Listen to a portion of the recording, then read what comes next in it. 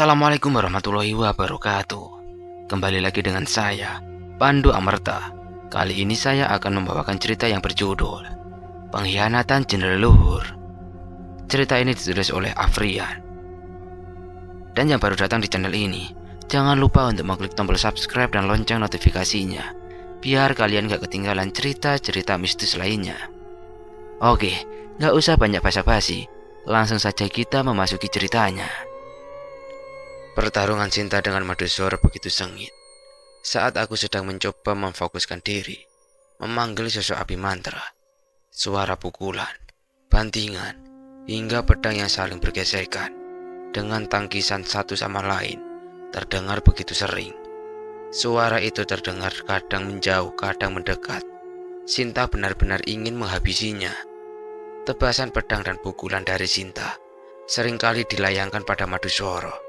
Dan beberapa kali juga serangan itu mengenai Maduswara, hingga dia sendiri pun terkena makan emosi karena gagal menahan serangan Sinta. Ada satu pola yang disadari oleh Maduswara tentang penyerangan Sinta, yaitu apabila serangan yang dilakukan oleh Maduswara begitu dekat jaraknya dengan aku, maka Sinta akan langsung menyeret Maduswara untuk kembali menjauhkan pertarungan mereka dengan aku yang sedang fokus memanggil api mantra. Sejak mengetahui pola serangan itu, Maduswara semakin intens dalam menyerang Sinta di jarak dekat. Kegesitan dari Maduswara akan susah tertebak apabila serangan itu dilancarkan dalam jarak dekat. Dan memang, setelah menggunakan serangan jarak dekat, Maduswara beberapa kali menggunakan cakarnya yang panjang untuk melukai tubuh Sinta. Beberapa serangan berhasil membekas dan merusak pakaian Sinta, mulai dari pakaian atas Sinta, mulai sobek oleh cakaran Maduswara, hingga menimbulkan luka. Sinta dalam pertarungan jarak dekat ini terlihat kewalahan karena gesitnya Maduswara dengan gerakan yang membingungkan. "Ngopo Cahyo? Wis mulai payah ngelawan aku?" tanya Maduswara mengejek Sinta sambil terus menyerang.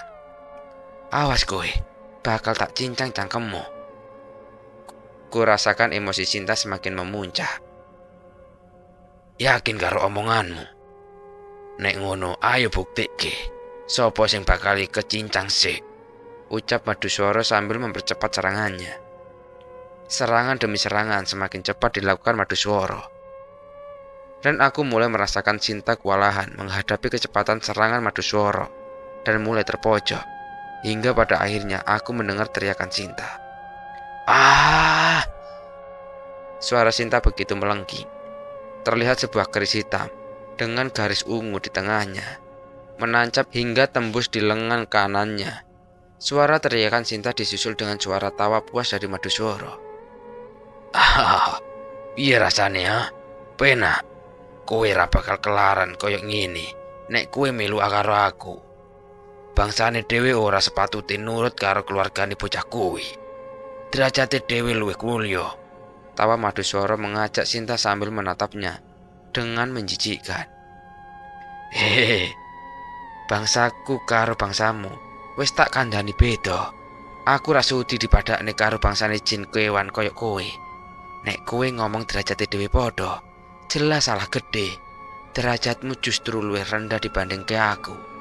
Terus kowe dibanding karo Rian, jelas ra ono apa-apane. Kowe iku barang sing jijiki." Jawab Sinta sambil memegangi tangan Maduswara yang masih menahan kerisnya menancap di lengannya.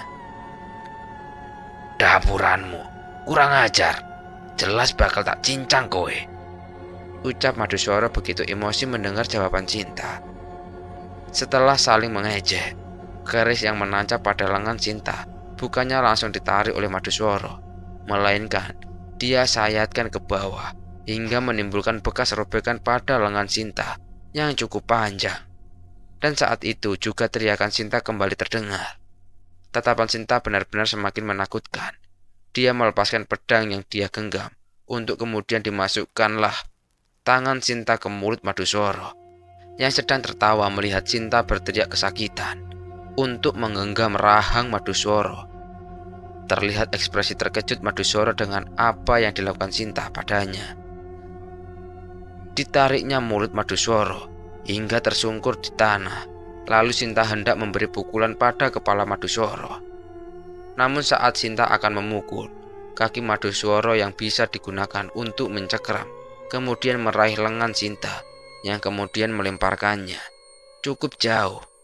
Melihat kesempatan itu, Maduswara yang dalam keadaan tersungkur langsung melesat menuju ke arahku yang masih mencoba berfokus memanggil Abimantra.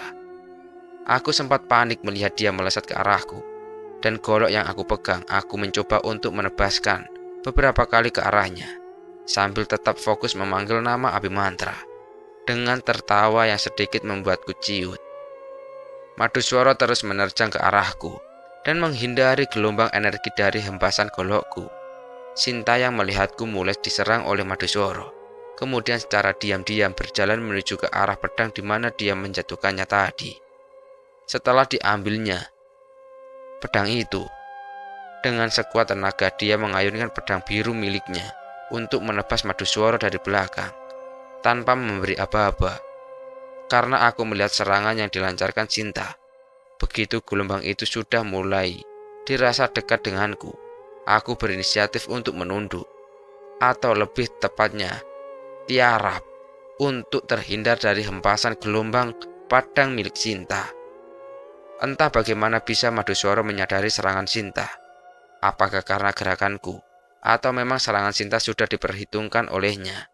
Namun jelas, Maduswara bisa menghindari serangan Sinta dengan melompat tinggi yang saat itu tepat berada di atasku. Hahaha, mbok kira aku ora ngerti. Wes tak batin kue bakal nyerang aku. Delok niki, bakal mati bolomu saiki, ucap Maduswara dengan wajah penuh nafsu untuk menghabisiku. Wajah panik dari Sinta terlihat begitu jelas. Dia paham apa yang akan dilakukan Maduswara setelah itu. Dan apalagi kalau bukan menyerangku dari atas. Dengan posisiku yang masih dalam keadaan bertiarap, akan sedikit memerlukan waktu untuk menghindar. Benar saja, Maduswara melesat dengan cakar kakinya yang diarahkan ke bawah layaknya seekor monyet yang akan menghentakkan kakinya. Namun pada kasus Maduswara, kuku kakinya diarahkan ke bawah dan bertujuan untuk menusukku dengan kecepatan tinggi. Maduswara melesat dengan cepat. Begitu juga Sinta juga melesat ke arahku, berniat untuk menyelamatkanku dari serangan itu. Namun kalau dilihat jaraknya, Sinta tidak akan sampai tepat waktu. Jarak Maduswara dengan punggungku sudah semakin dekat. Hingga pada akhirnya, Sinta menghentikan langkahnya menuju ke arahku dan menatap lega sambil memegang tangan kanannya yang terluka karena serangan Maduswara tadi. Wani ini kowe arep nyelakai anak turunku. Suara yang aku kenal menggagalkan serangan Maduswara. Aku perlahan melihat ke atas dan terjawab kenapa Sinta bisa selega itu melihat ke arahku. Karena ternyata di dekatku sudah muncul sosok Abimantra yang sedang memegang tepat leher Maduswara.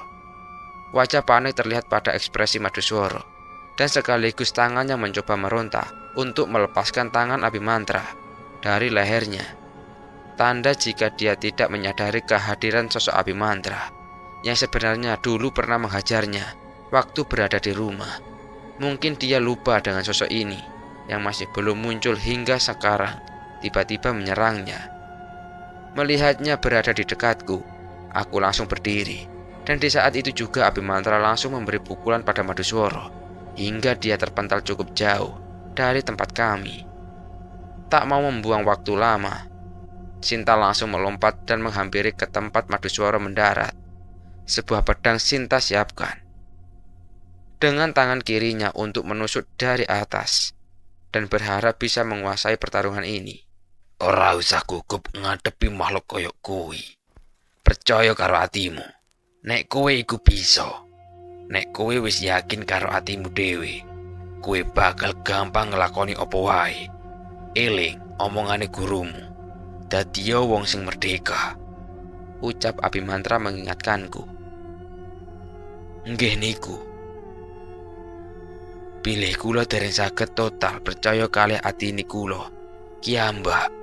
Soale tasih kula latih, jawabku pada Abimantra. Wis, sing tenang. bakal tak rewangi sing dihadapi kowe saiki. Tugasku nang kene ya ora liya ben kekarepane leluhure dhewe cita-citane bisa kecapai. Aja nganti tugasmu rong rampung malah kowe gugur. Ucap Abimantra membuatku optimis. Setelah mendapatkan motivasi dan sedikit ungkapan bahwa adanya diriku di sini dan memiliki kemampuan ini bukan hanya karena kebetulan semata. Aku dipilih oleh leluhurku untuk meneruskan tujuan mereka. Sempat aku menanyakan kenapa bukan kakakku yang mendapatkan kemampuan ini dan dipilih untuk meneruskan tujuan leluhur kita, padahal dia lahir terlebih dahulu. Dan Abimantra menjawab tidak semua anak turun yang dilahirkan itu akan mewarisi kemampuan, karena dari leluhur terdahulu memiliki kriteria yang tidak asal pilih. Jadi dengan terpilihnya aku oleh leluhur, maka diharapkan aku bisa meneruskannya. Dan aku bertemu dengan Pak Harjo itu juga merupakan jalan atau petunjuk dari leluhurku. Ayo, rewangi Sinta, melas, usahane dhewe kaya ngono. Ucap Abimantra kepada aku. Nggih siap. Nanging kawit wau, kula nyerang boten saged ngefek mergo kurang cepet gerakane kula. Jawabku sedikit mengeluh padanya. Kuwi alesane ngopo aku teko rene. Nek kowe ngamatke aku teko, mesti pas isih kowe kangelan. Kene, mapano ning ngarepku. Ucap Abimantra sambil menyuruhku untuk berdiri di depannya. Aku menuruti apa yang dikatakannya. Sementara di depanku terlihat Sinta bertarung sengit dengan Maduswara. Beberapa bagian pakaian Sinta sudah mulai terkoyak, lebih banyak akibat serangan dari Maduswara. Ingin segera membantu Sinta supaya masalah ini cepat selesai dan ingin segera kubinasakan makhluk yang mengganggu kami itu. Le, ucap Abimantra di belakangku. Nggih, pripun? Tanyaku balik. Ilangno ambisimu, karo ilangno rasa dengkimu. Nek pengen tak rewangi, kowe bakal nemu apa jawabane sing diomong ki Sinta. Ucapnya padaku. Mungkin Abimantra mengetahui apa yang ada di dalam benakku soal ingin segera menghabisi Maduswara. Watak yang bisa dibilang jahat atau ambisi yang hanya berdasarkan nafsu membuat hatiku ini menjadi tidak benar-benar tulus. Setelah mendengar apa yang dikatakan Abimantra, aku segera mengatur nafas dan langsung kuusahakan untuk membuang semua pikiran yang tadi ada di dalam benakku. Aku hanya tidak terima dengan apa yang sudah dilakukan oleh Maduswara pada orang-orang terdekatku, termasuk Sinta dan Via. Setelah beberapa saat aku sedang mencoba menghilangkan rasa dan pikiran buruk itu, Abimantra kemudian meletakkan kedua telapak tangannya di punggungku. Telapak tangan yang lembut kurasakan sangat hangat di punggungku. Perlahan rasa hangat itu mulai menjalar dari badan ke tangan, kemudian ke kaki, hingga ke sebagian kepalaku. Tubuh terasa menjadi sedikit lebih ringan dibanding tadi sebelum Abimantra meletakkan telapak tangannya pada punggungku. Tak berserang lama, setelah rasa hangat itu menjalar ke sekujur tubuhku, telapak tangan yang tadinya berada di punggung sudah tidak kurasakan. Setelah seluruh rasa hangat itu menjalar, Abimantra mengatakan untuk segera melesat ke arah Sinta dan membantunya. Sekarang tubuhku akan dapat bergerak lebih cepat dibandingkan sebelumnya. Sempat aku menanyakan pada Abimantra, bagaimana cara aku supaya dapat bergerak mengimbangi kecepatan mereka, Maduswara dan Sinta. Sedangkan dalam menyerang saja, aku dari tadi tidak bisa, dan hanya membuat bekas sedikit itu pun karena Maduswara lengah. Ya memang beginilah aku. Belum mencoba tapi sudah memikirkan yang buruk terlebih dahulu. Percaya karo atimu. Nek kowe wis bisa percaya karo atimu dhewe, kabeh kekarepanmu bakal keturutan. Ucap Abimantra memberikan nasihat. Tapi kalau aku lari ke sana dengan serangan seperti tadi, yang ada aku hanya akan menjadi bulan-bulanan Maduswara dan akan menyusahkan Sinta. Ucapku tidak percaya diri sambil berbalik arah. Namun saat aku membalikkan badan, sosok Abimantra sudah tidak ada di sana. Aku mencarinya dengan tampang bingung. Ditambah setelah sadar, pakaian yang digunakan pun berbeda dengan apa yang aku gunakan sebelumnya. Sandal slop hitam dengan celana pendek warna hitam juga, berlapiskan kain jari, rejeng, yang mengikat di pinggangku. Ditambah baju khas adat Jawa tiba-tiba aku pakai. Wis le, rasa bingung. Saiki ki endang ayo. Awake dhewe rewangi Sinta. Ben ki endang rampung urusan iki. Nek pancen ra iso dirampungke api-api, Maduswara tak gawene lunga saka kene. Ucap Abimantra yang suaranya masih terdengar di kepalaku. Nuwun sewu. Jenengan teng pundi? Kok kula ditinggal piyambakan? Terus ajeng rewangi kula pas posisi kepepet kados niki. Tanyaku sambil protes padanya. Aku ora ngendi-ngendi. Aku ana ning atimu, Yan. Ayo gendang nyedak ning Sinta. Melas dekni. Ucap Abimantra yang ternyata sudah masuk ke dalam tubuhku. Siji sing perlu dielingke, Yan. Maduswara asli duduk makhluk sing jahat. Mula aja dipateni. Digawe tumbang wae. Engko sisane serahke karo Pak Harjo. Sing penting aja dipateni. Pesan Abimantra sebelum aku membantu Sinta. Mendengar apa yang dikatakan Abimantra bahwa aku harus percaya dengan hatiku, maka aku mencoba menarik nafas untuk mempersiapkan diri melesat ke arah Sinta. Dan tentunya satu pesan dari Abimantra. Harus ku bisa menurunkan atau mengontrol ambisiku atas hal-hal yang buruk. Setelah memantapkan batinku, aku kemudian melesat ke arah Sinta. Cukup terkejut dengan apa yang terjadi padaku. Tubuh ringan ini belum pernah aku rasakan sebelumnya. Untuk sampai di posisi Sinta bertarung, tak perlu harus menjejakkan kaki beberapa langkah seperti biasanya. Dalam sekejap aku sudah berada di sana. Pukulan dengan energi yang sudah aku siapkan di tangan langsung kuarahkan pada Maduswara yang tengah asik menghindar dari serangan Sinta. Seranganku yang tidak diprediksi oleh Maduswara membuat terpukul, telak di bagian kepala, hingga terdorong membentur tembok. Wajah kebingungannya terlihat sangat kasihan menurutku. Tampak wajah linglung seperti orang bingung. Namun tak perlu waktu lama dia langsung sadar kembali. Koe, iso-iso nih. Kurang ajar koe. Wajah bingung bercampur emosi keluar dari tampang Maduswara. Meh dilanjutnya apa arep wis wae? Tanyaku sedikit menyombongkan diri. Aku ora ana wedi-wedine karo kowe bocah. Ucapnya sambil menghunuskan keris yang dia pegang mengarah ke leherku. Sinta yang melihat serangan itu kemudian menebaskan pedangnya, berencana untuk memotong tangan Maduswara. Tapi karena Maduswara mengetahui serangan itu, keris yang dipegang kemudian dilemparkan. Dan untuk menghalau serangan dari tangan yang satu lagi, setelah Maduswara berhasil menangkap keris itu, entah bagaimana aku langsung memukulnya dengan gerakan silat. Padahal aku sama sekali tidak pandai dalam hal bela diri. Pukulan di beberapa bagian tubuh Maduswara membuatnya menjadi semakin tidak terima. Kakinya yang dapat mencekram digunakannya untuk membantu meningkatkan serangan. Kain jari yang berada di pinggangku dengan sengaja dia tarik dan digunakan sebagai pijakan. Dan kini posisinya dia mencekram tubuhku dan berniat membanting dirinya sendiri dengan tujuan untuk melemparkan tubuhku. Dan cara yang digunakan Maduswara itu berhasil. Aku terlempar karena tidak bisa menjaga keseimbangan. Cara dia menjadikan pijakan diriku dan kemudian menjatuhkan diri berhasil dilakukan.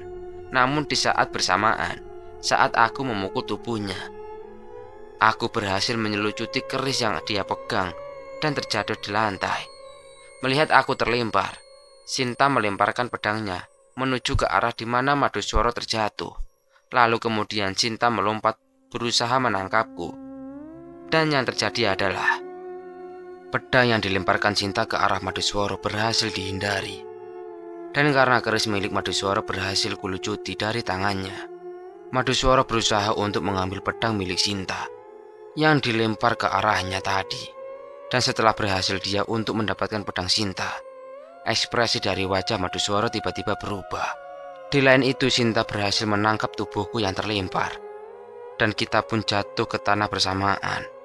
Melihat sosokku yang memakai pakaian Jawa, Sinta cukup terpukau. "Akhirnya kue bisa nyatu karo Abimantra, Yan," ucap Sinta tersenyum melihat ke arahku. "Iki ra bakal kedadenan nek ora ana petunjuk saka kowe karo Abimantra," jawabku seadanya.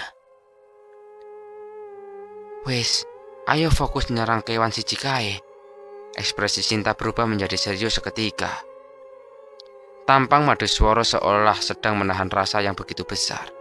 Aku yakin itu adalah efek dari pedang milik Sinta yang dia pegang. Terlihat lagi saat dia mencoba untuk melesat ke arah kami berdua. Namun pergerakan Maduswara menjadi tidak secepat awalnya. Sambil tetap menahan efek dari pedang yang digenggamnya, dia terus memaksakan untuk mengayunkan pedang itu. Dan karena bukan dipegang oleh pemiliknya, efek yang ditimbulkan adalah sebuah cahaya persis seperti saat Sinta menebas lengan Bajra saat itu. Hanya saja karena Maduswara tidak bisa mengendalikan pedang itu, yang terjadi adalah cahaya itu melesat dengan sangat cepat, namun meleset dan mengarah ke rumahku yang jelas di sana ada Pak Harjo, Adi Wilaga, dan Nenek Lasmi. Sinta sempat memintaku untuk menghindar saja, namun mengingat pada siapa yang ada di sana, aku tak mau tinggal diam dan membuat mereka terluka walau aku tahu pasti Pak Harjo akan dapat mengatasinya. Tapi tidak mungkin semua harus dikerjakan Pak Harjo. Aku spontan dengan cepat. Yang tak kalah dengan cahaya itu langsung mencoba untuk menghalaunya dengan tebasan golok yang juga memunculkan cahaya yang tak kalah besar dari apa yang dilakukan Maduswara. Akibat dari bertabrakannya, kedua energi cahaya itu membuat getaran yang cukup hebat dirasakan. Dan setelah beberapa saat gesekan cahaya itu kemudian meledak dan suasana kembali tenang. Tak mau membuang waktu, aku dan Sinta langsung melesat ke arah Maduswara. "Kewan bodoh, ra usah sok-sokan nganggo pedangku. Derajat pedang iki luwih dhuwur saka kowe. Makane kowe ra iso ngendhaleke," ucap Sinta yang sudah berada di hadapannya. Ekspresi Maduswara benar-benar terkejut, dan saat dia hendak menyerang Sinta yang ada di depannya, aku terlebih dahulu menyayat tangannya yang sedang memegang pedang Sinta. Namun di saat itu juga, aku kecolongan dengan keris milik Maduswara yang belum sempat aku amankan. Ternyata keris itu tergeletak tak jauh dari tempat kita menyerangnya. Dan begitu pedang Sinta berhasil terlepas dari tangan Maduswara, Sinta langsung meraih pedangnya, sedangkan aku yang tahu Maduswara akan mengambil kerisnya yang tergeletak. Aku berusaha untuk mendahuluinya, namun sayang dia lebih dulu mencapai keris itu. Rasa keiki. Setelah mendapat kerisnya, Maduswara langsung berbalik badan ke arahku dan berusaha untuk menusuk keris itu ke perutku. Dan di saat itu Abimantra mengambil alih gerakan tubuhku. Dengan sangat lihai, tubuhku langsung menghindar, dibarengi dengan memberi pukulan energi ke arahnya, dan tepat mengenai bagian rahangnya, membuat dia mengeluarkan darah dari mulutnya. Setelah serangan pukulanku, Sinta tiba-tiba muncul di belakang Maduswara, dan kemudian tak mau kalah denganku. Dia juga memberikan pukulan tepat di kepala bagian atas. Seketika Maduswara langsung tersungkur, tak mau terlihat kalah. Maduswara langsung kembali bangkit dan melesat untuk membuat ruang gerak baginya. Karena kami sudah hafal dengan pola serangannya, maka kami tetap menjaga jarak dengannya untuk tetap berada di serangan jarak dekat. Pedang Sinta yang efektif digunakan untuk jarak jauh, sementara dia simpan dan berfokus untuk menyerang dengan jarak dekat. Sinta melesat begitu dekat dengan Maduswara dan berniat untuk menggapai kaki dari Maduswara yang tepat berada di depannya. Namun pergerakan Sinta itu terbaca dengan mudah olehnya. Dengan gerakan cepat Maduswara kemudian menebaskan kerisnya ke arah tangan Sinta, namun berhasil aku halangi dengan golok yang aku genggam. Itu pun bukan aku yang menggerakkan. Refleks menangkis keris itu dilakukan oleh Abimantra. Setelah berhasil menghalus serangan Maduswara pada Sinta, dengan cepat aku memberi pukulan energi dan kembali tepat mengenai tubuh Maduswara hingga membuatnya terjatuh dan terseret di tanah. Sinta kemudian langsung menyerang dengan menghujani Maduswara dengan pukulan yang bertubi-tubi. Mungkin efek dari dia begitu dendam kepada Maduswara. Karena dia, hubungan keluarga ini menjadi tidak karuan. Sinta jelas menyerang Maduswara tanpa ampun.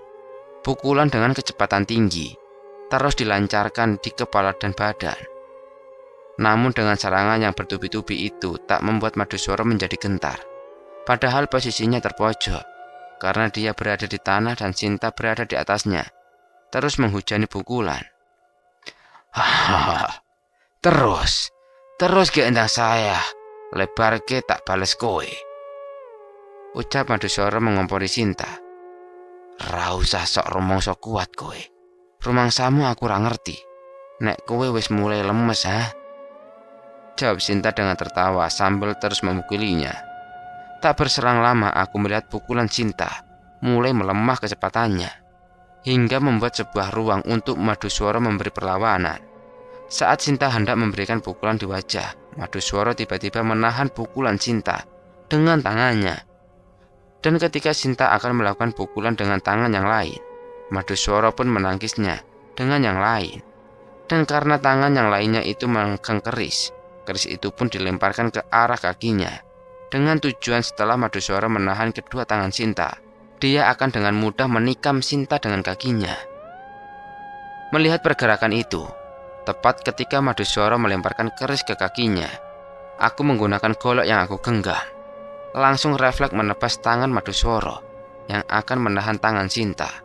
Tepat saat Maduswara mengangkat tangannya untuk menahan serangan Sinta, aku ayunkan golokku ke arah tangan Maduswara dan tepat tangan Sinta langsung mendarat di dada Maduswara dengan hantaman yang cukup keras, sedangkan tangan Maduswara langsung tergeletak di tanah. Wajah panik bercampur marah pada diri Maduswara sangat terlihat di wajahnya.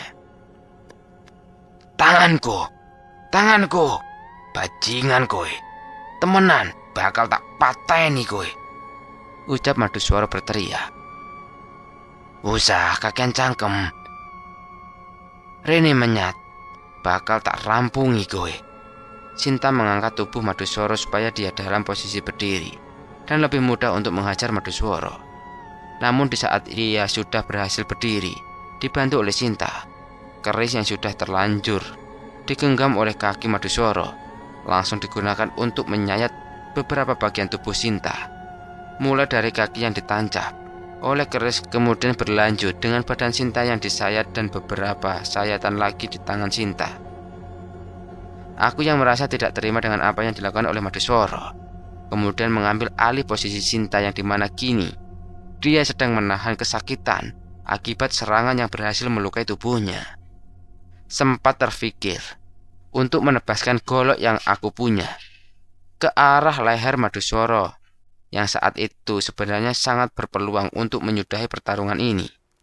Namun setiap muncul keinginan untuk membunuh Maduswara, Abimantra langsung mengatakan untuk menahan keinginan itu. Dengan sangat terpaksa kemudian aku menyimpan golok ini supaya tidak kelepasan untuk menggunakannya. Tujuanku kini hanyalah ingin membuatnya tumbang, tidak melawan lagi atau menyerah. Aku serang dengan menggunakan pukulan sesuai dengan apa yang diajarkan oleh Mbah Margono dulu. Pemusatan energi di tangan akan membuat efek yang cukup kuat, apalagi sekarang ada Abimantra yang masuk ke dalam tubuhku.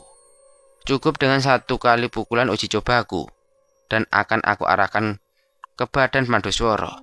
Namun di saat itu juga Maduswara mengarahkan kerisnya ke arah pukulan tanganku, mungkin dengan tujuan untuk menangkis pukulan ini. Energi astra yang aku pusatkan di kepalan tanganku, kemudian aku lancarkan ke arah Maduswara, tepat bersamaan dengan keris yang dihunuskan langsung ke arah tanganku.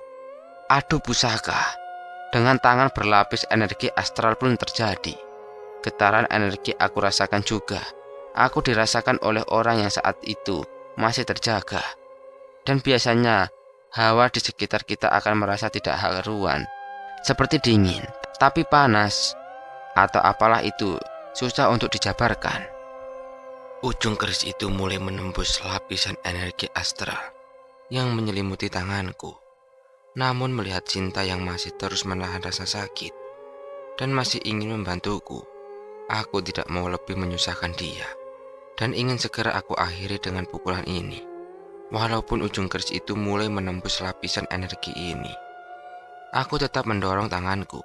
Namun tidak seperti yang aku bayangkan. Energi pada tangan ini semakin memudar. Tidak mau aku kalah dari serangan Maduswara. Dan dia sepertinya hanya berfokus pada kerisnya untuk menusukku.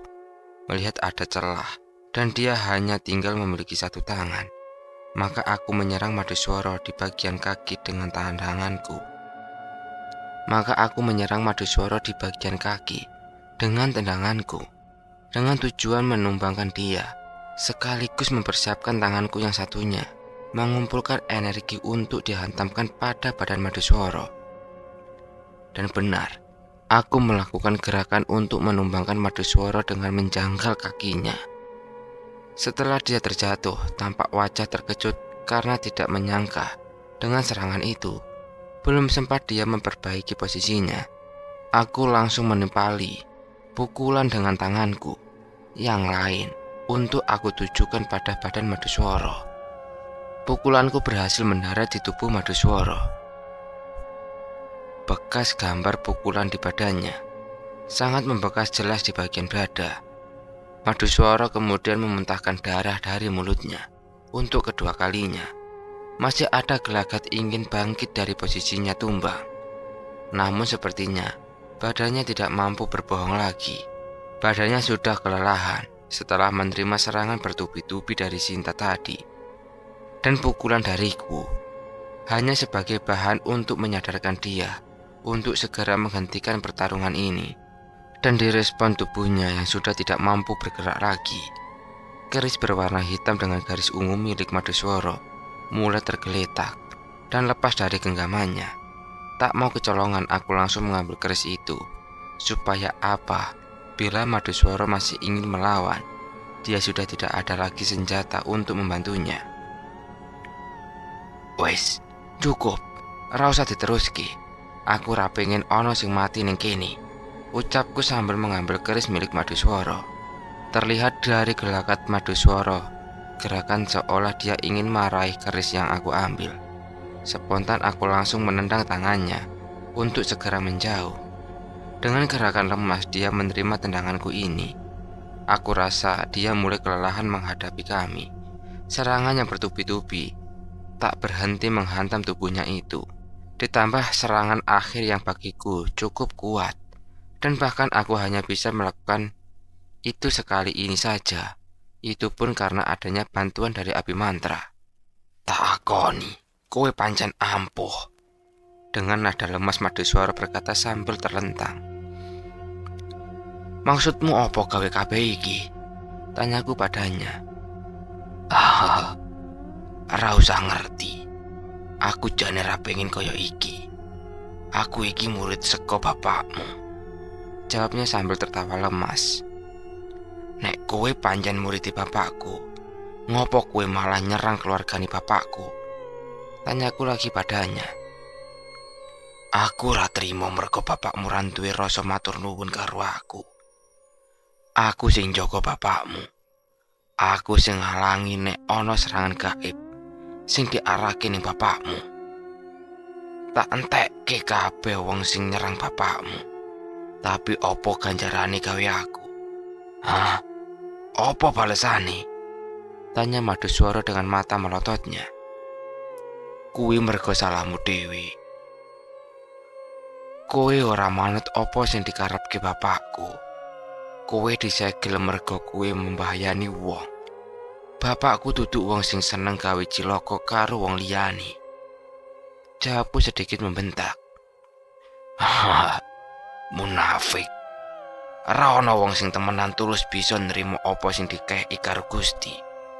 Kabeh kuwi ambisi karo dendam. Ucap Maduswara menjawab. Mendengar jawaban dari Maduswara yang begitu sangat tidak enak untuk didengarkan, aku sempat terpancing emosi. Kata munafik sangat membuatku sangat tidak terima. Karena gambaran munafik di sosok bapak sama sekali tidak pernah aku dapati. Karena ucapan itu terbesit pikiran di dalam otakku untuk sedikit menyiksanya dengan keris yang aku genggam. Namun kembali lagi ucapan dari Abimantra muncul dan mengatakan, "Ojo kepancing omongane makhluk koyok ngene. Kuwi mung gawe mancing kowe, ben atine rusak," ucap Abimantra di dalam tubuhku. Namun rasa benci yang muncul di dalam hati ini malah semakin kuat. Seolah ada efek tersendiri dari perkataan yang diucapkan Maduswara tadi. Tanpa menghiraukan perkataan dari Abimantra, aku langsung menancapkan keris Maduswara ke bagian perutnya. Ekspresi terkejut dari Maduswara langsung tertampang jelas. Mata melototnya terlihat seperti sangat kesakitan dengan apa yang aku lakukan pada dirinya. "Ra usah ngelek-ngelek wong tuaku," ucapku sambil mendekatkan mukaku padanya. "Aku karo kowe luwih dhisik. Aku sing kenal karo bapakmu." Dengan nada menahan sakit, Maduswara berkata sambil tangannya mulai memegangi bajuku. "Ra mungkin bapakku duwe watak koyo ngono. Ra usah kakean omong kowe." Aku kembali berkata tidak percaya dengan hal itu, sembari tanganku mencabut keris yang aku tancapkan. Kemudian aku tancapkan lagi pada perutnya. Genggaman tangannya di bajuku terasa semakin kencang, yang menandakan dia benar-benar merasa kesakitan dan sudah tidak ada kekuatan untuk melawan. "Yan, sadaro, wis ra usah diteruske. Karo ra usah dirungokne apa sing omongke makhluk kuwi." Suara Abimantra kembali mencoba menyadarkanku, karena aku masih terpancing dengan omongan dari Maduswara, dan emosiku semakin memuncak. Perlahan aku merasakan hawa dingin menerpa tubuhku. Badan yang semula terasa hangat karena efek dari Abimantra yang menyatu dengan tubuhku tiba-tiba menghilang rasa hangat itu. Dan karena perubahan hawa membuatku sedikit memejamkan mata, hingga akhirnya ada tangan memegang tanganku sembari berkata, "Wis, ojo diteruske. Iki wis rampung. Kuwi dudu sifatmu sing biasane. Iki wis rampung. Kuwi dudu sifatmu sing biasane. Bisa wae kowe wis kahasut karo omongane makhluk iki. Eling, makhluk iki pinter ngasut makhluk liyane," ucap Abimantra yang ternyata sudah berada di sampingku. Dengan perkataan Abimantra yang mencoba menyadarkanku untuk menyudahi semua ini, ditambah Maduswara sudah tergeletak tak mampu menyerang lagi dan hanya bisa membual saja. Namun omongan yang digunakan itu sangat membuatku tidak terima. Aku enggan untuk memaafkan, dan justru aku mengangkat keris yang menancap